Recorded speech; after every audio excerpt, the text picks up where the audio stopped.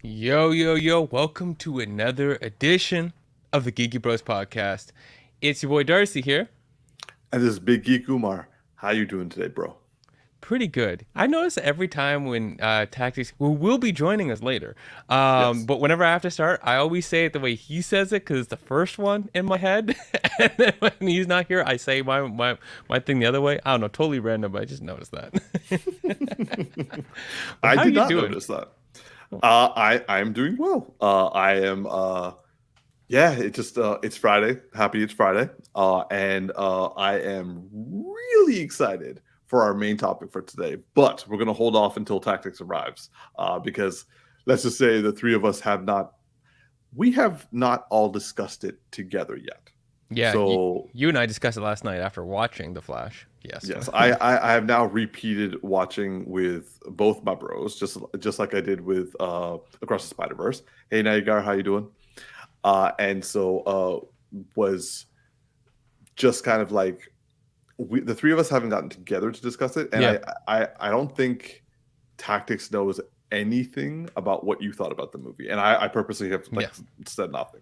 Yeah, no, I haven't shared any of my thoughts with him. I only have shared him comedy videos back and forth recently of totally not related things. But Umar, quick question about the Flash before we get into this, and this is just one small thing. Was too many times? That's the answer. Yes. So, what's our first topic? Let me put it this way. I watched this movie. I was happy to watch this movie because I wanted to go with my bro. Yeah, I appreciate that. Yeah, I didn't want to go alone. I didn't want you to go to alone. I'm happy to rewatch because you're my bro. Yeah. But aside from that, If I watched that alone, I knew that it doesn't matter, right? Like, let me put it this way: when it's a superhero film, whether it's a Across the Spider-Verse or Morbius, when you come out of that, if you ain't got no one to talk to about it, on either end of that spectrum, you need a person to converse with about it. well, I mean, when we went to go watch the movie, there are quite a few people who like to converse during the film. Oh my god, why you gotta bring that up? So I'm sorry. We need to do a PSA about this. There was a girl and a guy, and then later on, midway, They were teenagers too. Teenagers, yes. And near the end of the film, two of her friends showed up out of nowhere into the theater at like 30 minutes left in the film, just so they could all take pictures of each other. And They were taking selfies, y'all. she was being mighty toxic, in my opinion, because this guy at one point, she was doing nonstop flashes and selfies, constantly doing it. And at one point, I looked at him. I also yelled at them, and they still didn't stop. No, they stopped for 10 minutes, which I was like, oh, they actually listened. No, they didn't. But this guy was trying to like stop at one point. Like I think he was just getting annoyed at the flashes, and she was like physically grabbing him by the chin to force him into photos. And I was like, yeah. Y'all don't need to be here. Yeah, no, I kept staring at them and looking at him and trying to put the fear of God in them. So, like to shut up. Like there was literally at one point they actually like halfway through the movie they started to leave, and I was like, oh, thank God. And then they came back, and then 20 minutes later they brought their little friends with them. Yeah, I'm like, you don't want to watch a movie. Like, you just need a dark room. Just tell your parents to go to the theaters and just go somewhere else. Like, I just didn't understand why she kept taking selfies. Like there were other people in that theater. Yeah, not a lot. This generation, bro. This generation, I guess. Yeah, we old. We don't know. The sanctity of the theater is important to us. It's not just a dark place to take random films. I'm just gonna leave it there. Yeah. All right. So we might as well jump into our. Yes, Chris. Absolutely. No respect for movie theaters nowadays. Yeah. I don't know if we need to like grab a cane and start wagging it in the air as we say that, but nah, these people. Like I will say the senior citizens that were sitting in front of us, they were a lot more chill than we were. Well, of course they are. I mean, like that. I was not worried about them the whole time. I was more in respect for them for showing up at 6:30 on a Thursday. However, that's probably their time frame. But to go watch The Flash. you know what you said though about the cane thing, and it's like, no, I want to be like this. Have y'all seen Indiana Jones? No. Why? Leave. That's how I want to handle it. I mean, okay, I am not planning on watching Indiana Jones 5. But the fact that he is as old as he is using a whip, it does give me hope for your scenario. That's a stunt double, let's be honest here. I know, but still. It would be nice to know if he actually did one of those like whipping stunts, but I doubt it. Yeah. The only one I trust with the whip is Michelle Pfeiffer. Oh yeah, got you there. Took me a second. took me a hop, skip, and jump. I went. You know, she posted. She like posted a video. I think it was like on her last birthday on Twitter, where she actually was like, "I still got it," and she like goes. Whoosh. I was like, "Nice." That's what I'm saying. That's nice. That's nice. All right, let's get in that first topic. We went off the rails too long. Okay, so we are going to go a little rogue, and we're going to discuss a topic that we were going to discuss a little bit later, but we're still waiting for Tactix, and we definitely want to wait for him for the review. So, Darcy and I have we have discussed this anime for a little time, and Darcy has decided to take on the behemoth that is One Piece. Yes. And Darcy's like, Darcy, I have to say you're halfway through the series. Yeah, I actually am halfway. Let me look up my current stat. I think I'm like 574 right now. My man. Let me take a quick gander here. Let me bring it up. I am 574 episodes in 6 months, people. No, I'm lying to you. I'm on 583. 583 episodes in 6 months, people. Yeah, I was 574 last time I looked. That's the last time I went on my the anime list. Yeah, my anime list. That's the last time I typed it in. So nonetheless, the reason why we're bringing this up is because this past week Netflix has released its trailer for its live action adaptation of One Piece. Now I know what you all are thinking. We hate live action anime adaptations. Yes. Also, we hate Netflix's live action anime adaptations. Did you see Death Note? I did not. Thank God. Because you told me not to. Trust me. I trusted you. I watched like 10 minutes of Full Metal Alchemist and 5 minutes of Bleach, and I was like, "Nah, I'm good. I'm straight up good." So, anyway, One Piece has gotten a live action adaptation. I think it's going to be 8 episodes or 10 episodes, which I'm just like, okay.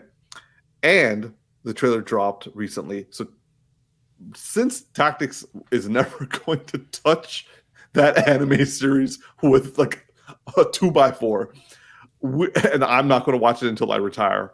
Darcy, this is your topic. So, bro, what did you think of the live action trailer? First off, are you retiring in the next 6 months by any chance? No, I'm sorry, man. You have to wait like 30 years. No, like I got no one to discuss with.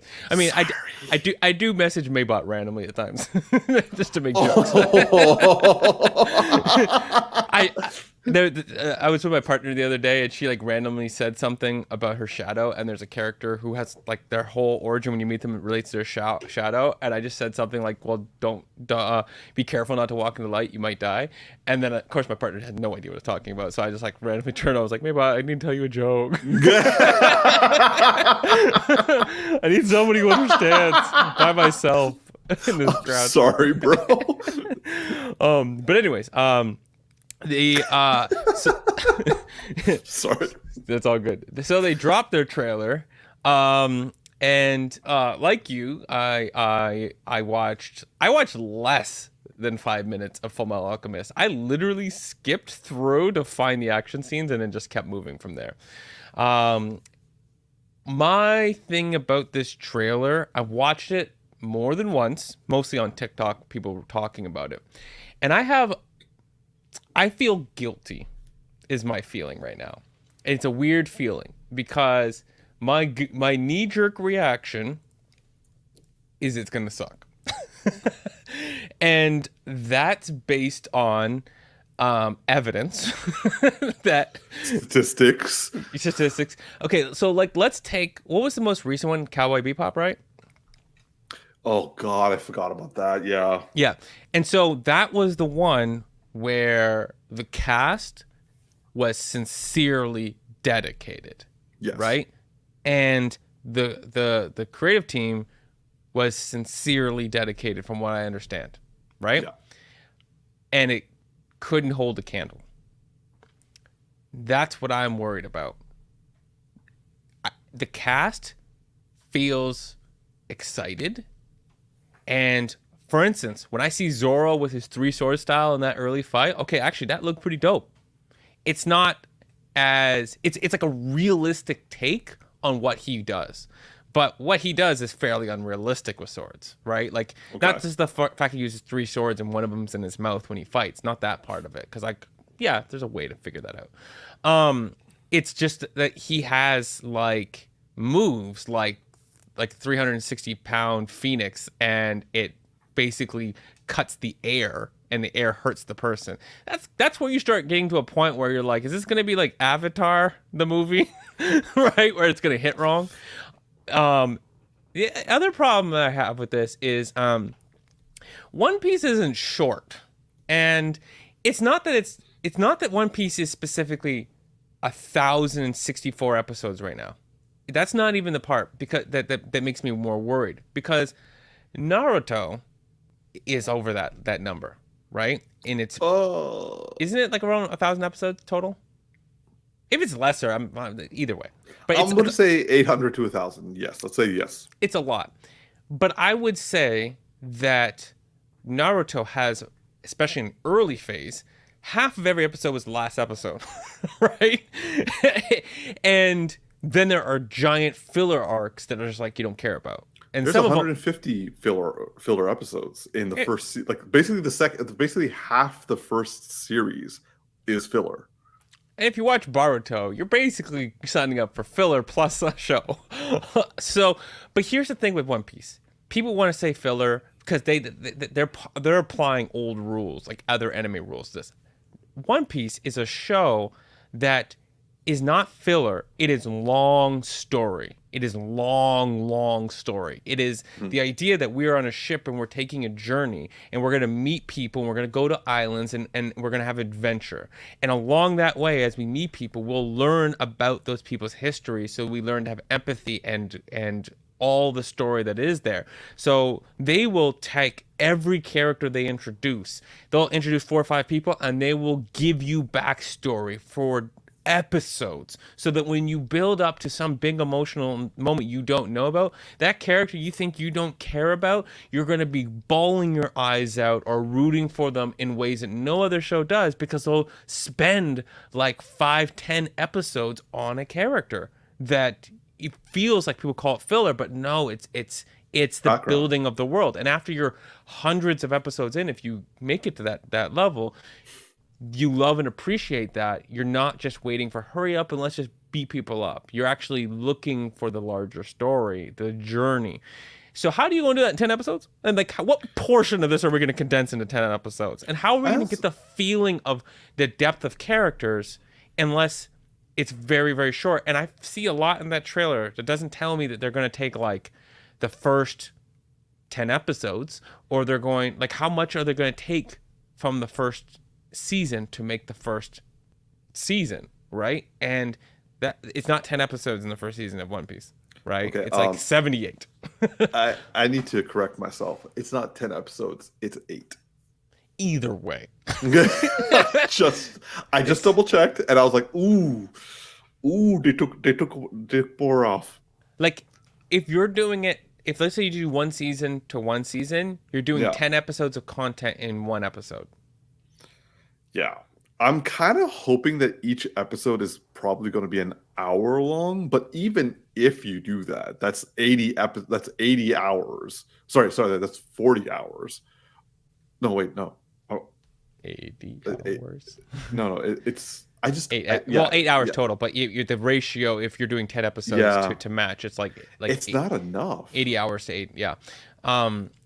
It's just, my worry is it's not going to hit. Now, I see some good things, like the gum pistol at the end of the episode where he stretches out. He always says every time he hits people with something, it's gum something, right? It's just the way, I don't even know if that's just like a weird Japanese translation, because he's a rubber man. That's what he does. It's his power.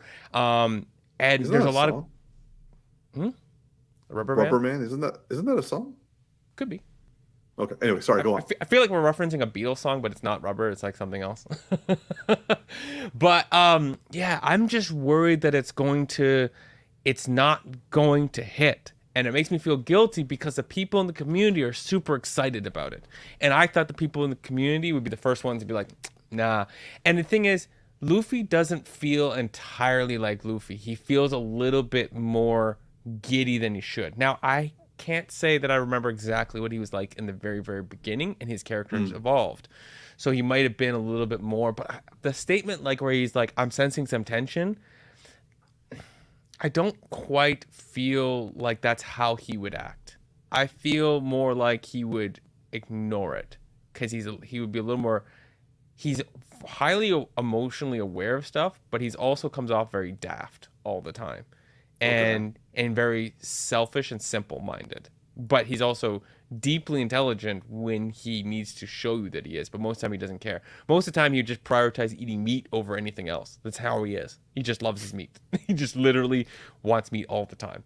So I just there's some things to it that feel like they're just trying to westernize it a touch, and that to me, it feels close and off at the same time. So I'm worried, and I'm trying to be, maybe I'm wrong here because Oda's involved, and I hope I'm wrong, but I'm not. I'm worried, and it's in English, so that ain't gonna help.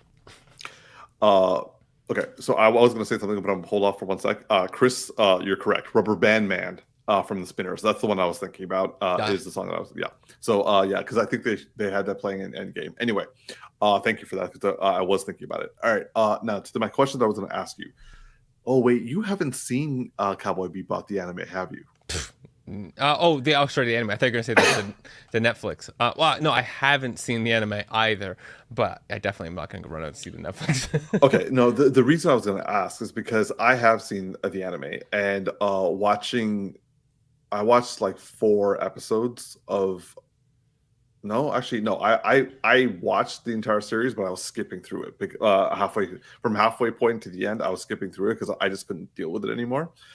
I will say that what you're describing is exactly how I felt just before watching Cowboy Bebop, the live action.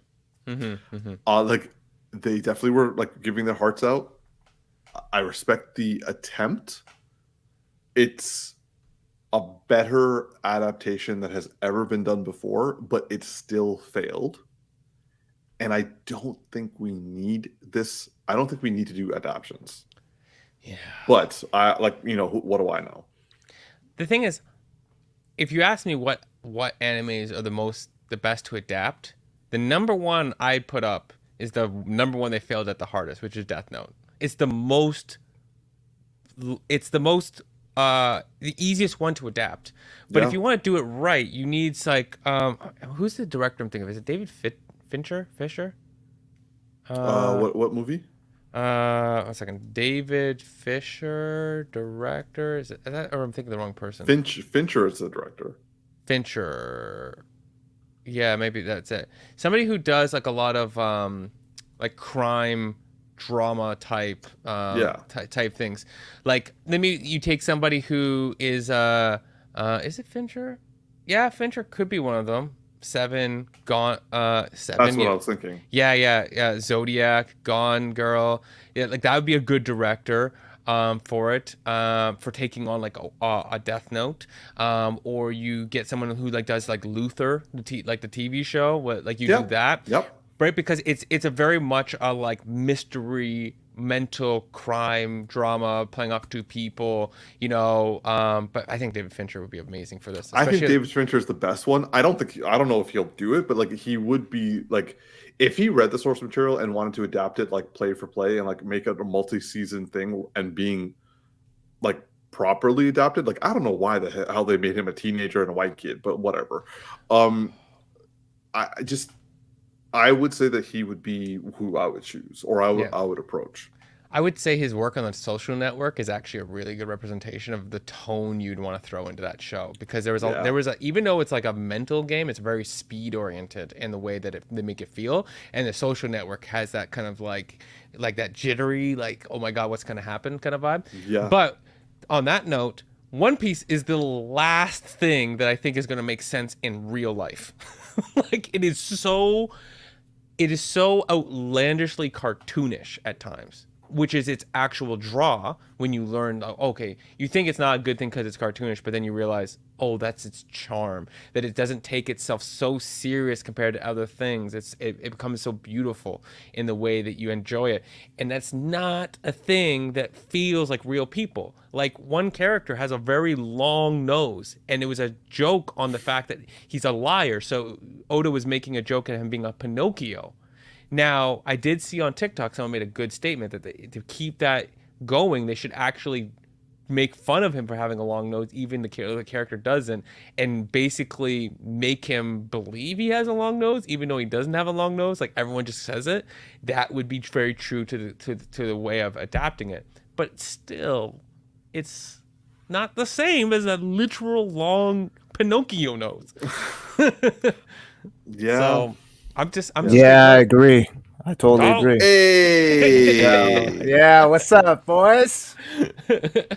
Welcome, brother. Glad you could make it. Yeah, man. Sorry, I was running a little bit late, but I'm here now. What's the topic?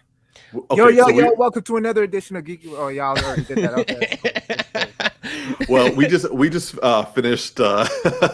finished talking about One Piece, the trailer. So we're ready to jump right into the main event. Got you. All right, so moving on to our main event and our main topic for tonight. We are going to be fully reviewing The Flash. Spoiler warnings for those of you who still plan to watch it and don't want to get spoiled. We are going to talk about it. It's been a week. Y'all need to have gotten on this. So, The Flash. Now, Tactix has watched it, and the most recent has been Darcy. So, Darcy, let's start with you, bro. What did you think of The Flash? You saw it last night. But you give us your rating and then give us your notes. Okay. All right. So I've had a day to ponder on this. Yeah, I'm gonna fall to exactly where you guys are because I already know what your ratings were. This is a 6.5. This is a 6.5. Wow. And you actually dropped down half a point. I dropped down half a point. Just sitting with it. It has, and on top of that, the real rating for this movie is like a 5.5. Okay, because I'm giving this bonus points for a bonus point, really. Bonus point. For Batman, Michael Keaton specifically, and even though some people on TikTok were saying some shit, I like Supergirl. I thought she was cool. What were they saying? So, well, some people be like, "Oh, it ain't the Supergirl we know." I'm like, okay, cool, whatever. Yeah, y'all can do what you want to do. She fine. She fine and she fine.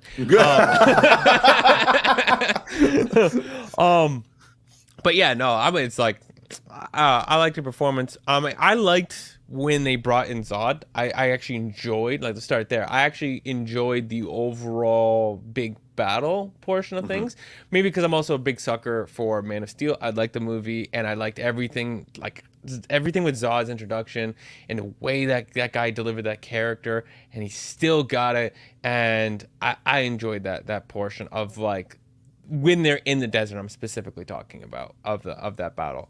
But there were many things in this film that, like, took me out.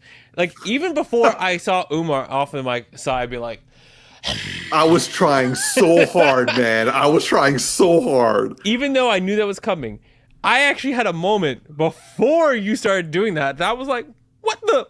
Like, right at the beginning. So we get in the very beginning of this film, right? And there is the Flash, come save these kids at the hospital. And as you put it, lazy heroism, where he's like, oh, it's not going to fall. And I'm sitting there looking at his bone like, man, a toddler can tell you this building's about to fall. There is a hole underneath the pillar It does. It don't. It doesn't not. You didn't need Alfred or Bruce Wayne's mind to figure this out. Like, you're supposed to be intelligent. Okay? Why didn't he clear the hospital? Like, I still can't get over that. But okay, so that was dumb. But that wasn't the thing that really bothered me. The thing that really bothered me was when all the babies were falling, and he had to catch them. The man, first off, looks at his watch and has a calorie like Apple Watch or like whatever you want to call it, like a calorie Fitbit. And I'm like, this is the dumbest introduction of things to depower the Flash just so you can make a moment that you never use again related to his I was calories. going to say, it never happened again. It just was like for that gimmick. Like, the Flash does talk about, especially Wally West, talks about being hungry and his calorie deficit.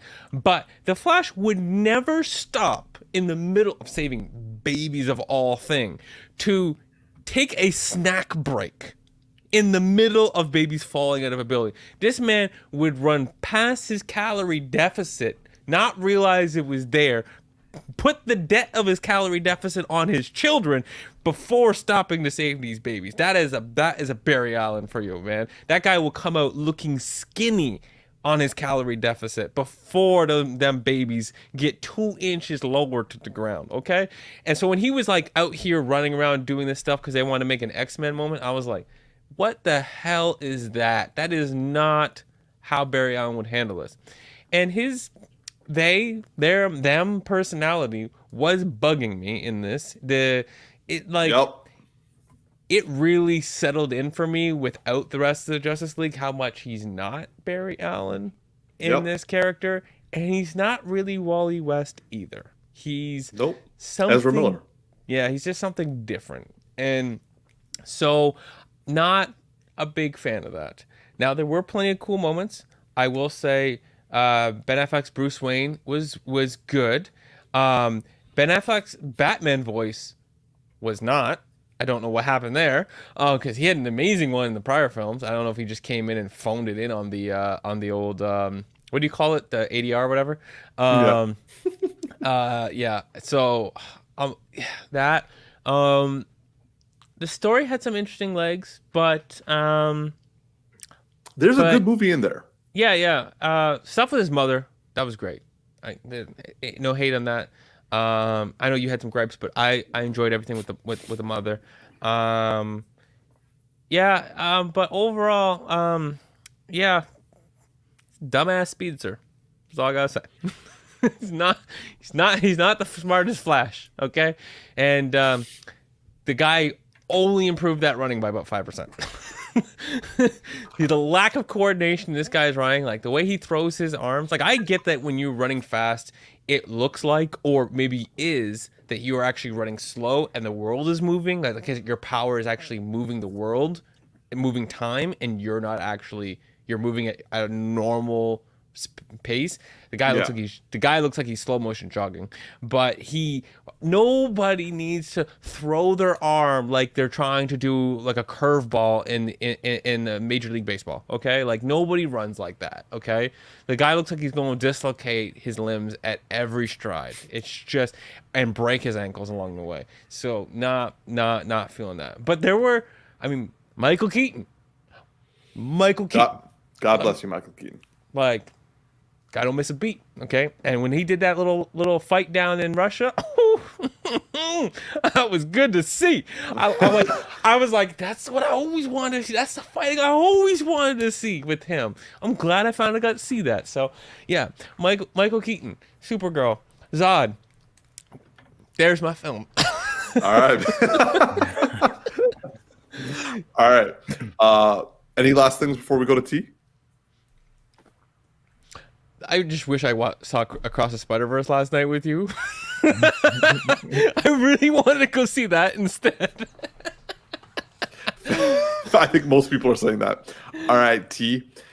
For you, bro, what would you give? What was your rating? What are your thoughts on The Flash? Oh, well, okay. I would have to say that my rating is still at a 6.5.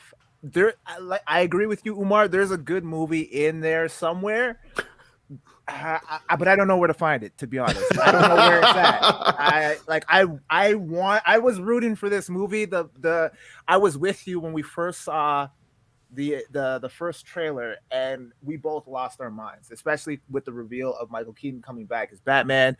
Like, that was epic to me. And going into this movie, I was hoping that it was going to deliver on that same level, and it just didn't. I'll start with the bad.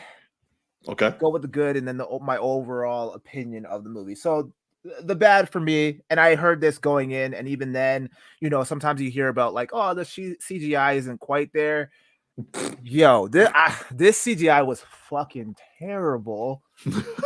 And the fact that the director went on record of saying, oh yeah, no, it's intentional, we meant to do that. Bullshit, dog. No way. Not throughout the whole movie. No, I'm not buying that. Like, I thought during the opening scene with the babies and everything, and like, I was even surprised by that. I thought, like, because I remember, Umar, you said that the CGI was pretty bad, and then I was hearing that across the board with everyone else who had seen it, and I thought they were just referring to like Ezra Miller, and like, because he's playing both characters, that the CGI was a little bit shoddy, and like it was like a weird deep fake thing. And then I see the opening scene with the babies, and I'm like, yo, it's like they're not even trying, man. But okay, so what I think might Scorpion have King, man. Scorpion King. Yeah. Okay. So the Ally McBeal thing. That's that. You remember when I asked? Facts. The Ally McBeal dancing baby. That's what I was referencing, because I'm like, yo, I'm getting a lot of Ally McBeal dancing baby vibes in this scene right now. So yeah, Darcy? that really. Yeah, sorry, Darcy, you were gonna say something? Well, I was gonna say, y'all don't really know what CGI not trying actually looks like. There's still a lot more trying than you think. It could get a lot more worse than that. So like, some of the running scenes were really, really cool. Like when he's running from Central City to Gotham, I really dug that. I did that too. Scene was pretty cool. I also like when he first breaks this, like, the barrier too. Like when he's outside his old house, and he just runs and breaks it. That was cool too. Yeah. Then they started showing the time travel. But you know what I think happened? I think because of the overhaul of DC, and like James Gunn now coming in kind of like at the point that he did, I think there was a lot of rewrites and a lot of things that they had to kind of rework in order to kind of accommodate the big change. And as a result, there's only so much money that your budget will allow you to do, right? So I think as a result, the CGI kind of fell flat because of that. So I think maybe the director didn't want to like throw James Gunn or whoever was like higher up to make the decision of this U-Haul under the bus. So he's just like, okay, I'll take the fault for this. He definitely didn't, because he just got, or I've heard that he's got the rumor he's taking the Batman and the Bold movie. So I agree. So he definitely, because James Gunn probably said, "We're cut this," and then they had to stop the CGI on certain things to divert that attention to something else. Yeah. And he's like, "Yep, I'm going to take this lick because James is going to give me the next check." There you go. There you go. Honestly, like I will just go on record saying I do not blame Andy Muschietti or Andrew Muschietti, whatever the director's name is. I don't blame him for this. The fact that this thing has been like in production hell for as long as it has, the fact that he put together a cohesive film of some level, I'm not going to fault him for this. Yeah. But like, no, to you, like that CG is trash. Yeah. So okay, Chris is saying in the universe, the Flash sees people as CG abominations. Bullshit, because if that's the case, then why in the last climatic scene, the Flash's face looks all warped when he's talking to the other Flash? Explain that. Also, when he's putting his hand against his mom's face, why isn't she all of a sudden a CG abomination? There you go. Yeah. So bullshit on that, yo. So the CGI really bugged me. Ezra Miller, both of them, I was annoyed as fuck by them. Like I had no issues with him in Justice League. I was able to come to terms with the fact that, okay, this is not the Barry Allen that I'm used to. This is more of like a weird iteration of Wally West in some capacity. But okay, because he's not center stage, I can deal with the the side comments every now and then. But when he became the central focus of the movie and just giving all these like corny quibs, it just wasn't working for me. And it really highlights how annoying this character really is. And he doesn't give me the hero vibe. Like even Darcy was just saying, like the whole lazy superhero thing, like that pissed me off, because I was just like, that's not what a hero would do. Like what, like, and it's not even like you're brand new to this. You've at this point, the Flash takes place like what's a couple years after the events of the Justice League, so he's well seasoned. So like for him to be acting like this is out of character for him. So yeah, I did not like the portrayal of his Flash. Just found him annoying, and the whole time I was just like, yo, where the fuck is Michael Keaton, man? Can we just get to him already? So yeah, that pissed me off. Dark Flash. I enjoyed the concept of the Dark Flash, but I felt like that whole end with the whole reveal, we needed a longer moment. I feel like that was really, really rushed, and I would have liked to see that fleshed out a little bit more. And I felt like it was kind of just a throwaway. Like he literally, there's the reveal, they have like a brief conversation, and then, and again, spoiler. Yeah, we put the spoiler. Okay. Yeah. They have a brief conversation, and then young Flash sacrifices himself, and Dark Flash he gets killed as a result of that. So I felt like that was all within like 2 minutes or less. And so I felt like we needed a little bit more time to flesh out that Dark Flash character, because that was an interesting concept. And I was actually digging that, because I was like, when during that scene when young Flash, he got impaled with part of the Kryptonian tech, it started to click in with me. I'm like, oh, he's the Dark Flash dude. So then he started going back in time, and I'm like, oh, okay, I'm actually digging this. I want more of this. And then they just kind of just threw it away. So I was annoyed by that. Reverse Flash wasn't in this, so that was another thing. It's like we all know, well, if you're a comic book fan, then you know, at least from my knowledge, that Reverse Flash is responsible for the death of Barry's mother, and we get no reveal of who killed Barry's mother. It's like Barry doesn't even care. He didn't care. Give a fuck. It's like oh yeah. It was just just a home robbery that went bad. I'm like, that's your mother who died. Yeah, you're not even curious to see who it is, and like maybe you could stop that person from doing it rather than just preventing the entire event. Like I didn't get it. I didn't understand his logic behind that. But okay. But to that point, the Reverse Flash thing. Here's what I thought where I thought they were going with this. So remember, as he's explaining to young Flash or young Barry, when Zod first came to Earth in Man of Steel, and you see Flash, he's not technically the Flash yet, but he has his superpowers, and he has like the makeshift suit already, and then he goes to save the kid, and he tries to save the kid's dad, but realizes like the dad's a lost cause, and so lets him die. I thought they were going to change the origin of Reverse Flash and have that kid come back and like have a vendetta against the Flash for saving him and not saving his dad, and then him coming back and be like, okay, well, you killed my dad, so now I'm going to kill your mom, and we're going to be villain. And I was like, okay, cool, different storyline, but I'd be willing to get behind that. And they showed that kid twice, but then they never do anything with it. So I don't know if like that was intentional, like if they were setting that up for like a sequel or something, but whatever. So Reverse.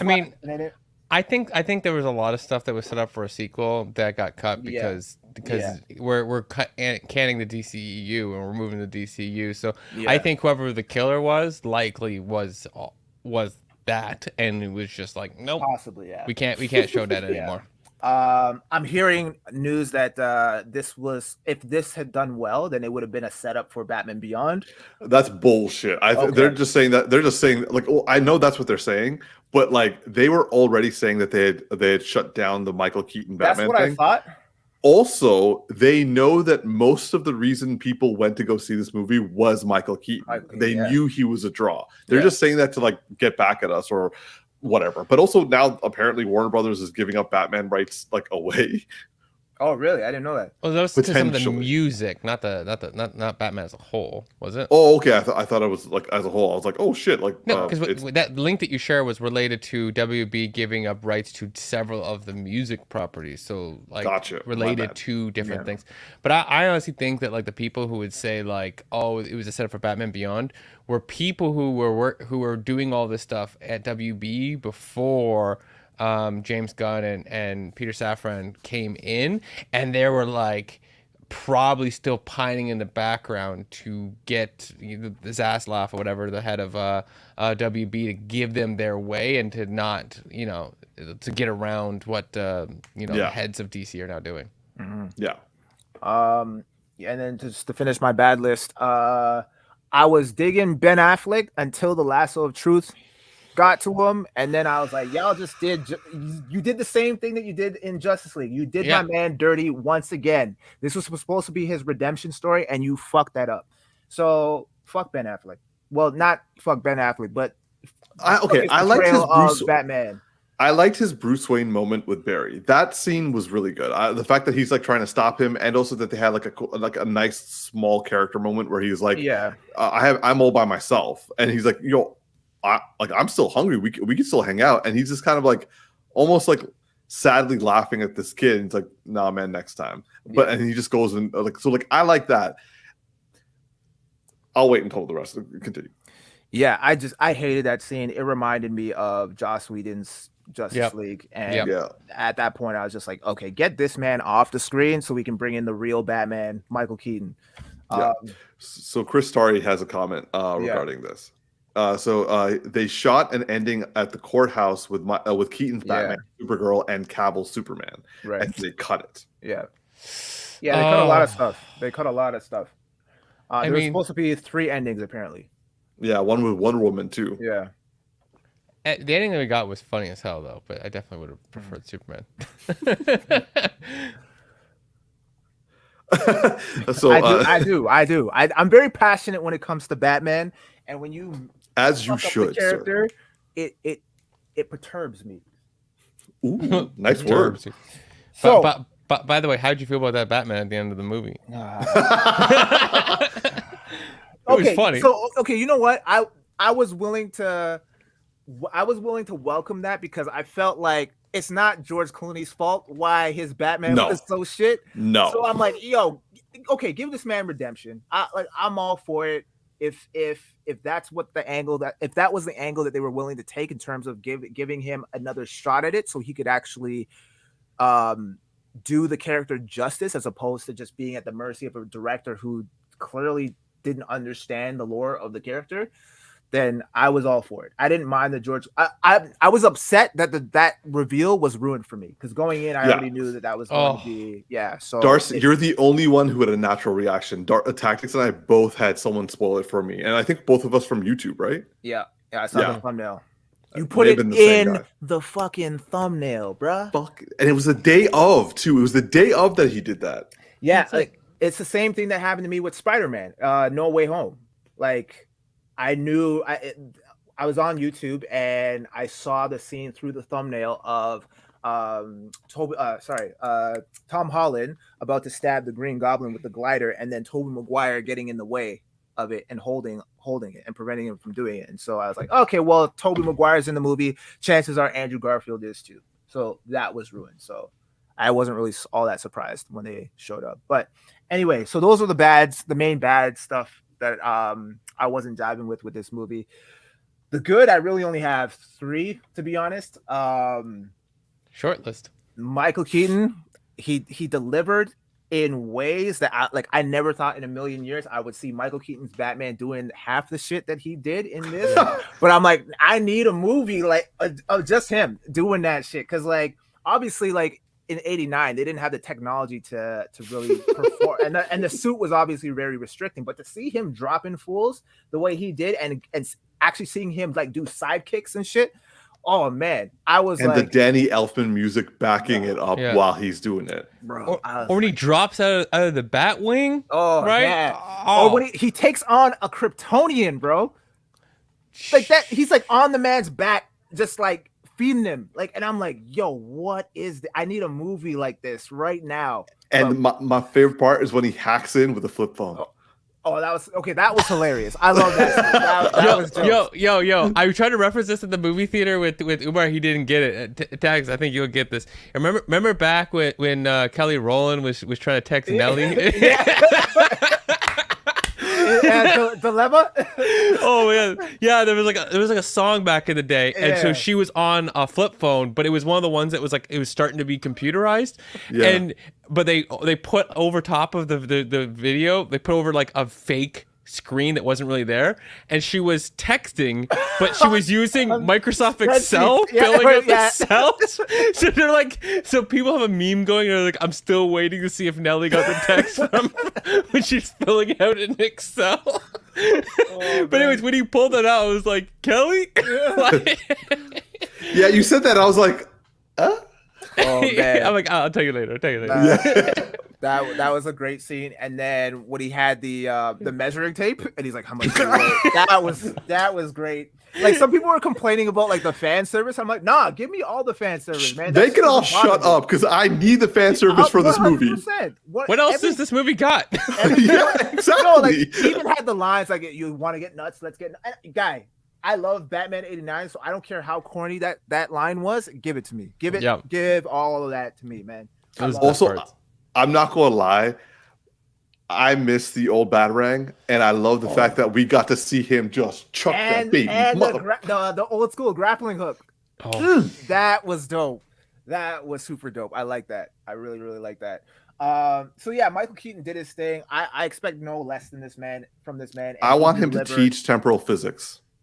Oh, that scene was fantastic. The way that he broke that down. Oh my god! And it's almost like a fuck you to Marvel. Like, he just on their. They literally were like, "Oh, you think this is how it is? Nah, let me show you how it works." Yeah. Oh man, yeah, that was a great. Yeah, Michael Keaton killed it, man. Like, he was the main reason why we went to go watch this movie. Second reason, Supergirl. And she delivered, even though it was short-lived. She wasn't on screen for very long, but when she was, she gave a phenomenal performance. It'd be unfortunate if she doesn't get a longer opportunity to portray this character again. I would love to see her come back as Supergirl. So hopefully James Gunn has some plan for her in the works in terms of bringing her back. Has met with execs. We don't know what the decision. We don't know what the decision has been made. Yeah, but apparently she's met with execs. She has had a lot of love online. Mm-hmm. In fact, frankly, the one thing I've gotten consistently, even for people who like loved it and people who hated it, everyone was like, Michael Keaton, Sasha Kaje. Yeah, like they both delivered, and like. I think Tactix, you said this to me, like she was in it for like literally 10 minutes. Yeah. But she left an impression. Oh yeah, 100%. 100%. I really believed her performance. She did a great job. Her action scenes. What did you do? Yeah, that was cool. That was really cool. I really dug her performance. So I hope that they bring her back in some capacity. And then the mom scene. I'll admit, like, it wasn't like a tearjerker for me in the sense of like shedding tears, but I was touched by that final scene where like Ezra Miller and they're talking to their mom at the grocery store, and they have that like that emotional moment. That was a really touching scene, and it was the only time I was really ever invested in Ezra Miller in this movie in terms of like his portrayal, because that seemed very genuine. All the jokes aside, like it wasn't relying on anything corny. It was just a very heartfelt moment, and I was invested in the scene, so I really enjoyed that. And then yeah, overall, I had fun with the movie. Was I a little disappointed because of the overhype? And it definitely was overhyped. Yeah, I really was, because I was hoping that despite the Ezra Miller antics, I was hoping that this would be a good enough movie to have other stories or movies branch off of this. Not necessarily a Flash sequel per se, but like, you know, an opportunity for Michael Keaton to come back and maybe do a Batman Beyond thing. And then, Sasha Kaye's Supergirl, having her own movie and whatnot, and then even George Clooney coming back in some capacity and playing Batman and getting redemption, because why not, right? But they've created a multiverse now. Yeah, exactly. A really bad CG version with Nicolas Cage, but one that makes sense from a logical standpoint. So, yeah, I mean, I was a little disappointed. It's unfortunate that it's basically what we got. And what's really disappointing is that I feel like because we've had such a long stream of bad or mediocre DC movies, people have lost faith in DC as a whole, and I think it puts a lot more pressure on James Gunn, even though, in James Gunn we trust because of the work that he's done over at Marvel. He's still got his work cut out for him, because he is an uphill battle. Yeah, because I feel like anything DC, people are just like, okay, yeah, no, I only fuck with Marvel. Like, Marvel has been killing it. Like, even though Marvel has their own like drama and issues on their end with some of their actors, like at the end of the day, like they don't really have to prove anything at this point. Like after Endgame, like they won. They're good. DC still has not proven themselves to be a worthy contender against Marvel, and that's unfortunate, because now even me, I'm like, Batman Brave and the Bold, Superman Legacy, like as much as I love those characters, I'm kind of just like, let's wait and see what happens. I have very little faith in DC right now, and so at Blue Beetle, I'm like, I was never even really interested in that to begin with. So yeah, I don't know, man. It's rough. It's looking pretty rough. I feel bad. Like, unlike other DC films of late, which you guys know I'm not a fan of, I feel bad for this film. Like, first of all, everyone involved had to, for a good long while, fear that Ezra Miller's antics and like grooming and like assaults were going to tank their film that they put themselves in. Secondly, this film apparently had a 4-hour run cut that they cut down to like 2.5 hours. So obviously a story is going to be affected by that. Thirdly, this thing has been, they've been trying to make this movie for 6-7 years now. And if this had come out when it was originally meant to come out, this would have been one of the first iterations of the multiverse. Yeah. So like what we are now, I do respect them for creating their own separate multiverse in its own unique way. And I like that. I found that really great. I love the Michael Keaton stuff. I love the Sasha Kaje stuff. Basically everything you guys said. Like what I didn't like is that Barry went through the entire movie, learned as many lessons as he did, made as many mistakes as he did, and then at the end, he still didn't learn anything, and he still did it. Like, why did he move the tomato? I'm like, guy, seriously, did you not just have an entire movie and just doing a... Anyway, so I'm moving aside.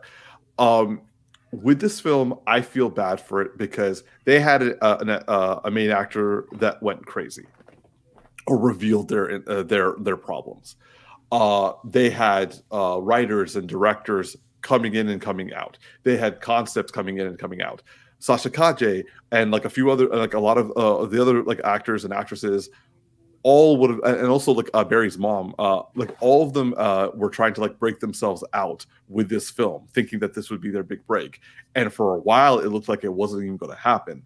Given the fact that this movie came out and they're saying that this was like one of like quote unquote one of the best comic book movies of all time versus Batgirl that was like unwatchable, I'm like, just how unwatchable was Batgirl? Because I don't know if I can trust your judgments anymore. Yeah. So I do feel bad for this. Or stuff. That Umar, or if they thought it was bad, it's worse. Yeah. Oh, that's a good point. Like I'm just like, ooh. They thought this was good, and it wasn't. So. Yeah, so I'm glad that...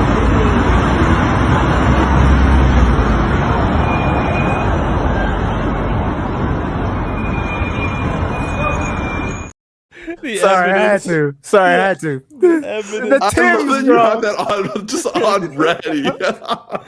Oh man, that was an uphill battle. Yeah. uphill battle in Timberland boots. on even footing. Oh Lord. But yeah, so I would say that I'm glad this movie came out. So the people like Sasha Kaje and also the woman who played Barry's mom and all the other like extras and like people behind the scenes, all of them got to have their work out there. Not a lot of people are watching it in theaters, but it's out there. So like, yeah, I gave an entire like episode last week talking about my thoughts on it. You guys have pretty much gave all the spoiler information that I was going to say about it. I have nothing to add. So I say finally, when it comes to The Flash and Ezra Miller, shall we move on? There it is. So we have found Netflix is releasing a lot of stuff right now, and one of the another live action adaptation is Avatar: The Last Airbender. Now, so a question from Chris Tari regarding thoughts on the Infinite Earths cameos. I would say that I actually really enjoyed that in The Flash. If the CGI wasn't so bad, like if it wasn't Scorpion King level CG, I would have actually been really into that. But it took me out of the moment, and so I kind of was like, "That's cool, that's cool." I mean, Nicolas Cage as Superman with fighting the spider. I mean, Kevin Smith must be really happy, and I found that hilarious. But aside from that, I was like, "This would have been a really good thing if the CG was better." But what can you do? How about you guys? What did you think of that scene? I mean, because I understood the Nicolas Cage reference, I admit I enjoyed that. I laughed. I got a kick out of that. There a lot of people are complaining about, or I hear there's like controversy regarding the using the likeness of Christopher Reeves and what is it, Linda Carter? What's the issue though? Is it that they didn't get permission, or? So people are concerned that what's going to be happening now is that studios are going to be without asking family members, just resurrecting the dead for gimmicks, just to like have a character here, have a character there, put CGI on like a stunt double, and have them like walk around and be the actor without like. They feel that's disrespectful towards the actor who's not alive or never would have been able to conceive that their likeness would be used without their permission. And a lot of people are like, instead of doing that, what's wrong with recasting?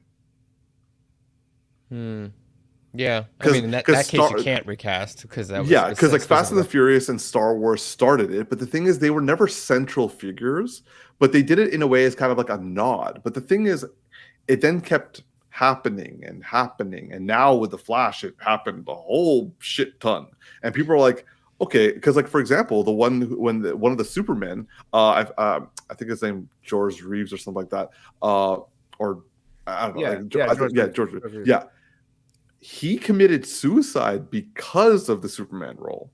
So like, I don't really see him being like, yeah, I'm cool with you guys using my likeness. If like someone had asked him back in the day, he probably would be like, please just let me like never have to go through this again. So is it a case where they use the likeness without getting permission from the families, or? I don't think. So Helen Slater, Nicolas Cage actually came in for their like CGI thing. Mm-hmm. No one knows about Christopher Reeves. Well, he's dead, so. No one knows about his family. Oh, the family, okay. Consulted. Yeah. And like I like with the other stuff, like Adam West has passed away too. I don't know if they went to his family about it. I mean, I'm because otherwise you'd have a lawsuit on your hands, right? Like I don't think not necessarily like for what, for using a CGI of your family's likeness. No, it's good. It's if they haven't legally signed off on this, it's going to become a problem because what they're going to do, the people who own the estates of these individuals are going to turn around and say, yeah, you're using their likeness, and then they're going to probably argue some statement that, you know, like there's probably something you should have had to pay to those estates for the use of the likeness. And then the studios are probably going to have some argument saying that they're using old footage that they have ownership of and then modify it. And we're going to have some kind of court battle to figure out where this lands, because what actually legally will be the answer, don't know, don't have a strong opinion on. But yeah, I could totally see the estate owners arguing against this, and I think especially if they do anything that involves artificial intelligent voice work mixed in with this, that's where they're gonna like have a really big problem, compared to we just used a look and the character didn't do anything, kind of a thing. Me personally, I find it getting close to disrespectful. We're not there yet because it's always been done like honoring, but like how often does Hollywood not like cross the line of disrespectful very easily? So I would say like we should probably like, we did it for a short time, let's move on, let's like go and do other things instead. But that's just me. Yep. All right, now officially moving on. Thank you, Chris, for the question. So Netflix, as we were just discussing, is doing live action adaptations of animes, and now they're doing a live action adaptation of an American anime called Avatar: The Last Airbender. Which, I mean, anyone who's watched this at any point has known that I'm obsessively in love with this show. I got Tactix into it. Darcy loves it too. This is a very, very, very famous American anime from 2005. Or I think it was 2003, and like now they're doing a live action adaptation. There was a live action adaptation film by M. Night Shyamalan, which was atrocious, disrespectful, and a complete waste of time. Actually, you're right. Tactics. It never existed. It doesn't exist. It does not exist. However, it doesn't have the word Avatar in it, so I'll tell you that. Exactly. So they have released the first set images of the characters. So we're going to go through that right now. For those of you listening, sorry, you're going to kind of have to like go online and search for them. But for the people on YouTube, so this is Aang. God, I hope they call him Aang. And for the love of God, please do not in any way call him anything else. Ong. I was hoping we could just like walk past that one. Okay. All right. Yeah, it doesn't exist. My bad. It doesn't exist. Was it float by? Yeah. So this is Aang, and the character. This is the actor Gordon Cormier. He's going to be portraying Aang, and I gotta say, he looks pretty good. Yeah. I don't know about the saturation of the picture. I'm not sure if that's like just the way it came out, because I know that like someone like took photos of when it was released and kind of put it online. So like this looks a little bit more CGI than I would like, but I think that's just because of like the way it was saturated. I think that's Appa in the back behind him too, but yeah, we can't really see. We can't really see him. But like I think he looks good. What do you guys think? Yeah, I mean, I like the look. It right now, and I think I agree with you, Umar, in terms of like the saturation.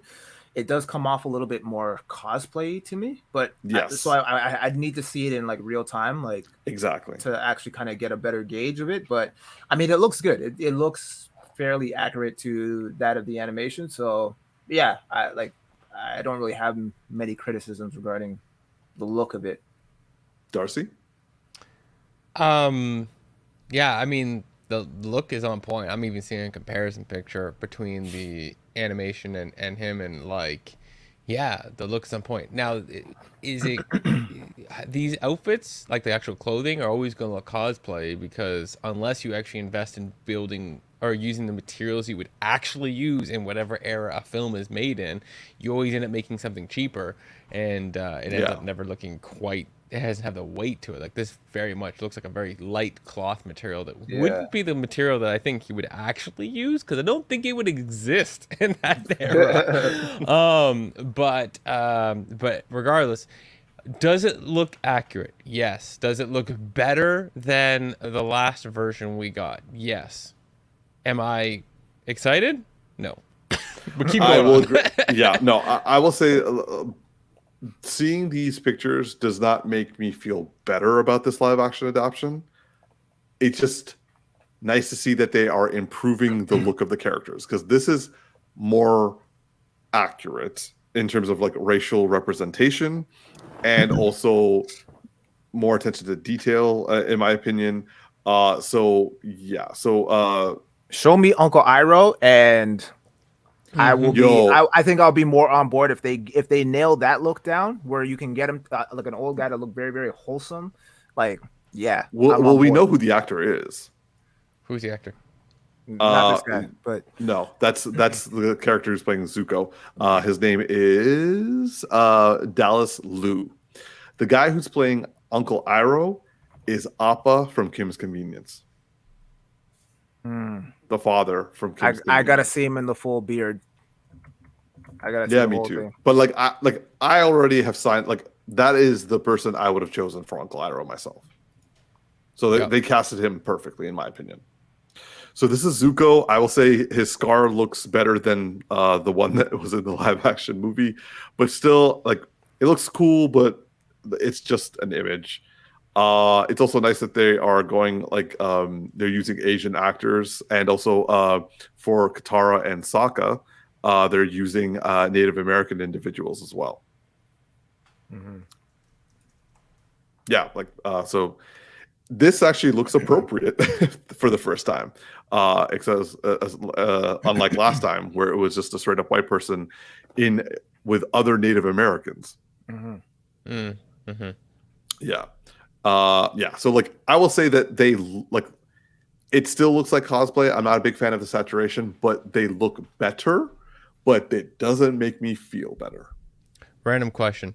Who looks the best here and who looks the worst here for you? Or actually, no, rank them actually. Let's do it that way. Rank who you think looks closest to worst in this list.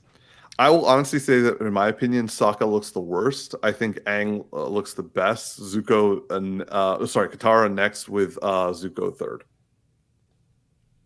Got. Sorry, who was last? You ordered Sokka. that. Sokka. Okay, got you. Yeah. Yeah. So Katara, Aang, Katara, Zuko, Sokka for me. For me, it's gonna go Aang, Katara. Oh my gosh, what's your brother's name? You just said it. Sokka, and then Zuko. Zuko, he looks good, but his him himself, the actual actor, looks a little bit different for me than how I would imagine him. But his outfit and his scar and all that stuff, that's all on point. T. So from best to worst, I'm gonna say Aang. Sorry, what's the girl's name again? Katara, Zuko, or sorry, Sokka, and then Zuko.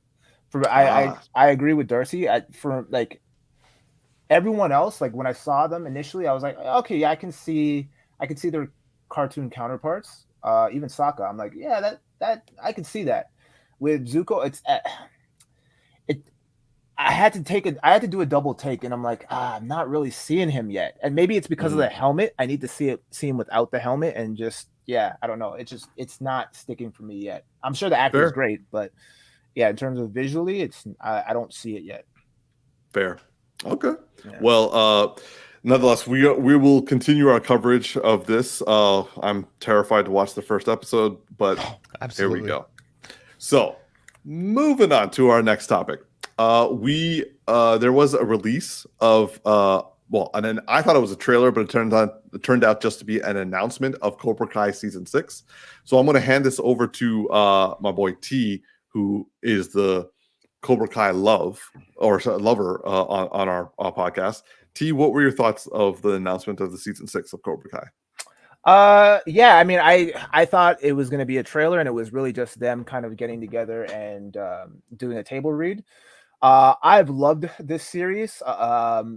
I didn't anticipate loving it as much as I do, because when I first saw the trailer for the first season, I wasn't really into it. It looked really cheesy and corny, and in a lot of ways it is, but there's a lot of nostalgia riding on this in a good way. And if you are or have ever been a fan of the Karate Kid from, I think, the late 80s, then you'll definitely love this series because they do a lot of callbacks and there's a lot of fan service in here, and they bring back a lot of old characters, which is really, really fun. So I'm excited for this. It's going to be their final season apparently, and so every season has gotten progressively better for me.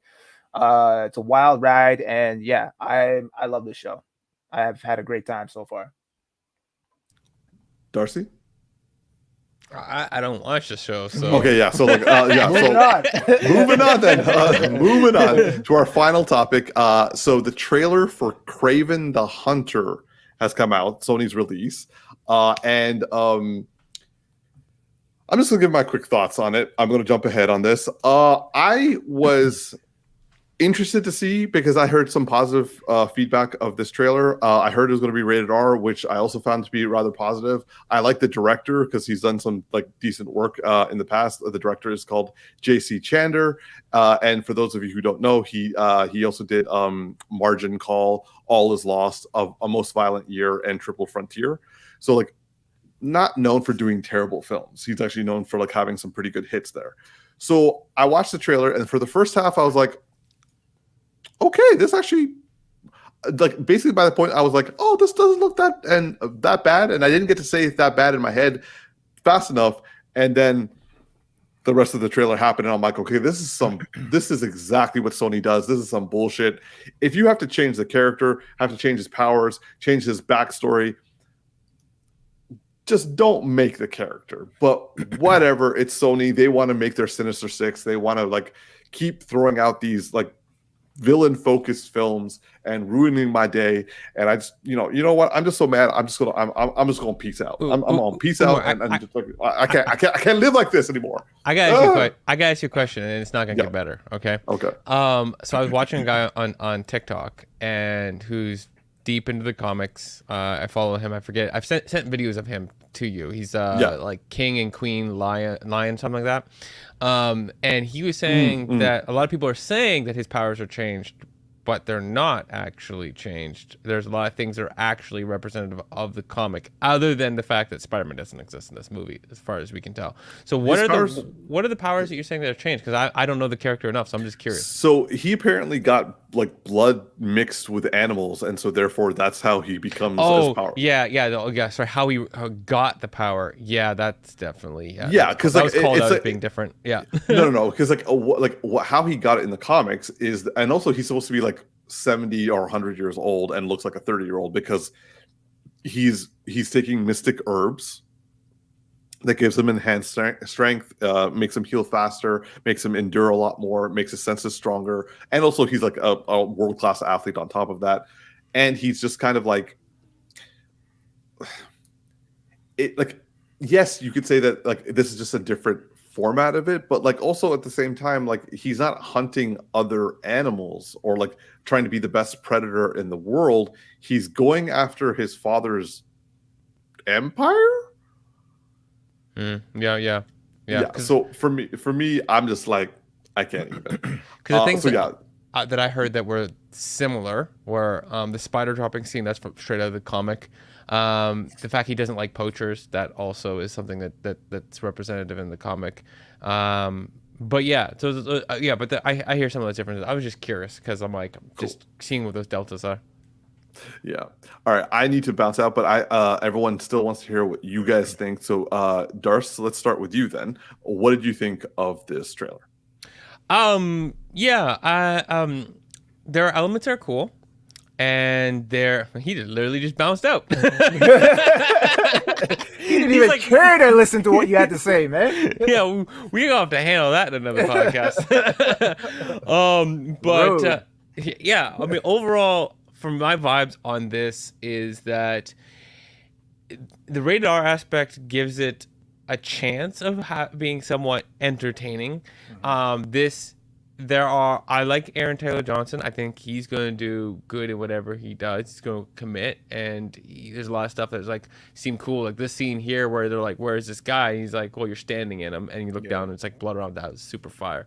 But it is Sony, and Sony sucks if they don't bring Spider-Man in here. So if there's no Spider-Man in here, and all we just get is this one scene where spiders come down, he thinks, you know what I should do? I should hunt a spider. Like, I'm like, okay, what? Right? Like, or like, he gets a vision. Like, he finds out about Spider-Man through spiders following, or maybe Spider-Man's popular in this world and he knows. But regardless, it just doesn't feel like it's gonna be good enough. Like, I mean, there's an argument to be made that every time we've heard of like Kraven coming in, I should call it like the Last Hunter or whatever, right? That he comes in at the end of a journey and he's meeting Spider-Man because he wants to get Spider-Man after a certain point of like hunting everything else, right? And so there's an argument to be made that of all of the movies that they've done, there's a chance that seeing him prequel of meeting Spider-Man is actually a story of it itself. So there's a chance here. But I've seen Venom 1 and 2. And so As have I. my faith is low. Like, you're gonna have to surprise me. That's my overall thoughts. Like, there's reasons it could be good, but there's one reason it probably won't be, and it's Sony. Yeah, I'm in agreement with you here. I think that here's my thought on it.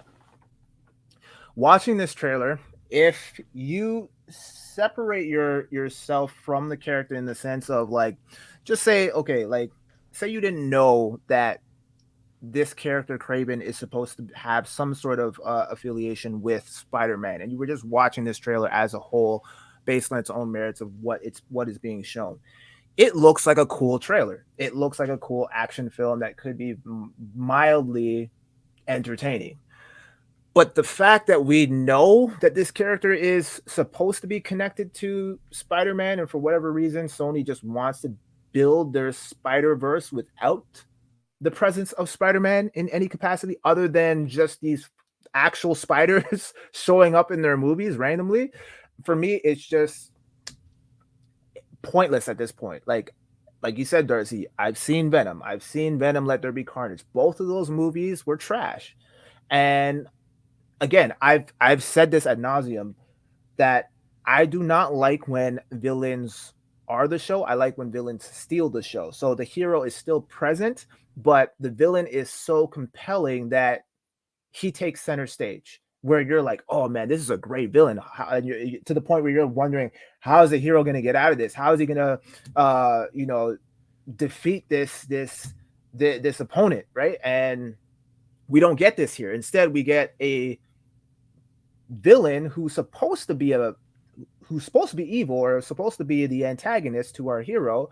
Hero is excluded, and now we have this villain who is now playing an anti-hero role, and it basically goes against that of the comic book character. So for me, I'm just kind of like, at this point, I'm just not interested in any of these properties. I don't care about a Sinister Six movie. I want to see Sinister Six show up in a Spider-Man movie, but not as a standalone film. I don't care about Kraven.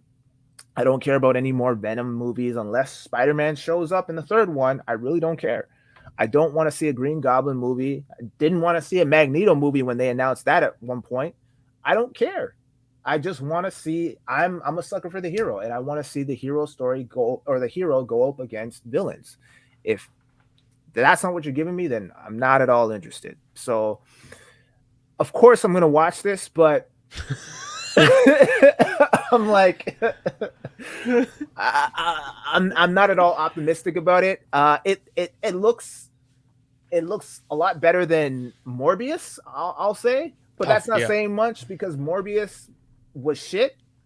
So the only thing that this movie potentially has working for it is the fact that it's rated R. It can get away with some gruesome shit. Other than that, like, the storyline could still be trash, and whether you're giving me a gruesome and like amount of action, it's really not going to be enough to save this film. So yeah.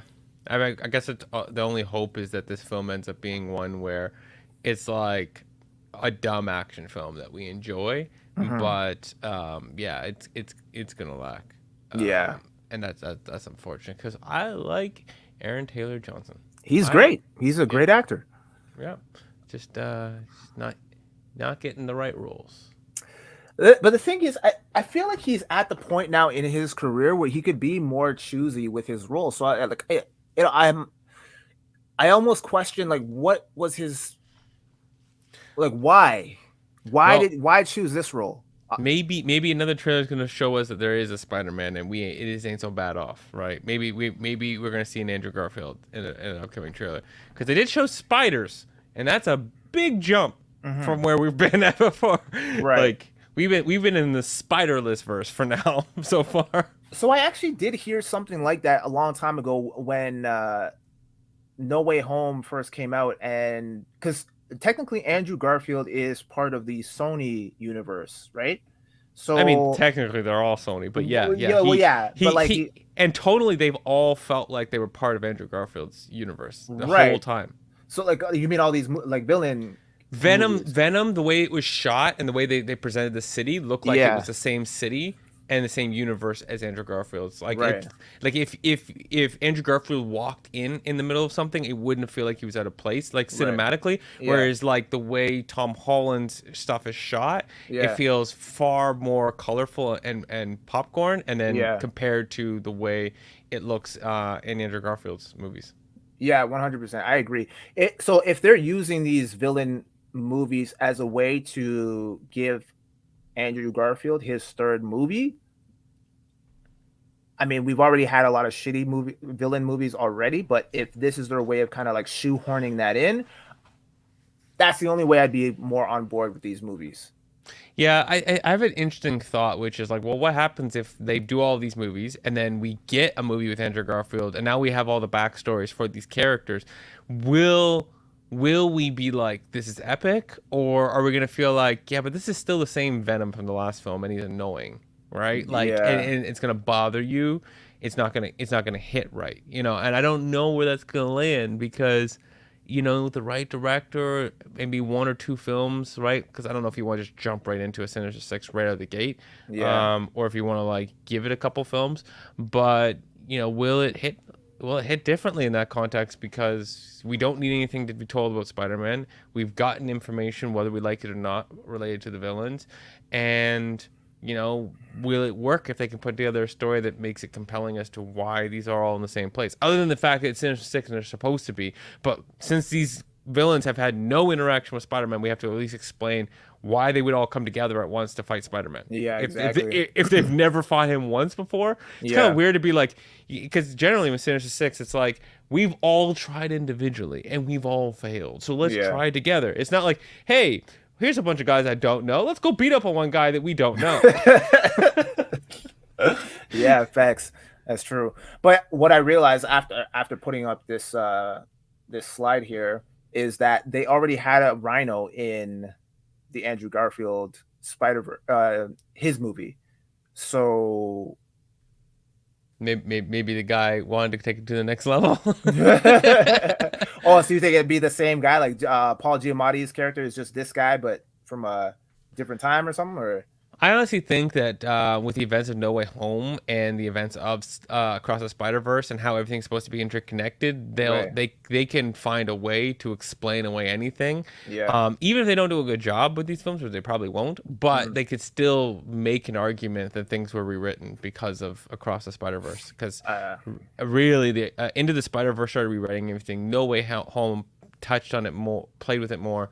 Across the Spider-Verse has really pushed it, and all this stuff is supposed to be interconnected across everything that's Marvel, regardless of what property it came out on. So yeah, it could have positive effects on their films. Right. Okay, yeah, that makes sense. What do you think of the Rhino? This whole transformation thing. I mean, we don't get a good look at the character other than this arm here, but yeah, I'm waiting to see kind of deal. It's not enough for me like to feel any kind of way unless it's like it seems dope to look at. Yeah. Well, yeah, I guess is that all that was on the agenda for today?